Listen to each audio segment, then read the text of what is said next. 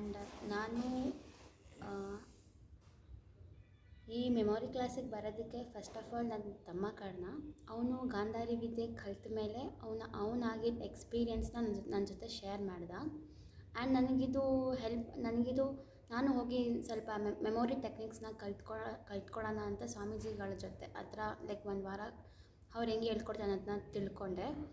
And ನನಗೆ ಅವ್ರು ಹೇಳ್ಕೊಡೋ techniques ಒಂಥರ ಹೊಸದು ಅನಿಸ್ತು. ಆ್ಯಂಡ್ ನಾವು ಓದೋದಕ್ಕೆ ಆ್ಯಂಡ್ ನಾವು ಅದನ್ನ ಮೆಮೊರೈಸ್ ಮಾಡೋದಕ್ಕೆ ತುಂಬ ಹೆಲ್ಪ್ ಮಾಡುತ್ತೆ.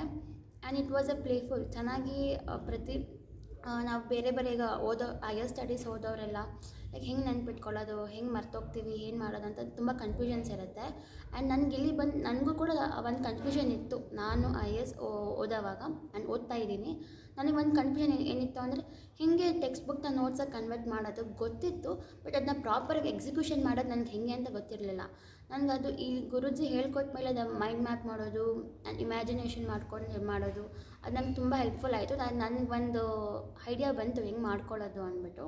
ಆ್ಯಂಡ್ ಓವರಾಲ್ ನನಗೆ ಗುರೂಜಿ ಚೆನ್ನಾಗಿ ಹೇಳ್ಕೊಟ್ರು ಆ್ಯಂಡ್ ನನಗೆ ಅದನ್ನ ಅರ್ಥ ಆಯ್ತು, ನಾನು ಅದನ್ನು ಕಲ್ತ್ಕೊಂಡೆ. And it was overall good experience. ನನ್ನ ಹೆಸರು ಮೋನಿಕಾ, ನಾನು ಫ್ರಮ್ ಬ್ಯಾಂಗ್ಳೂರಿಂದ ಬಂದಿರೋದು.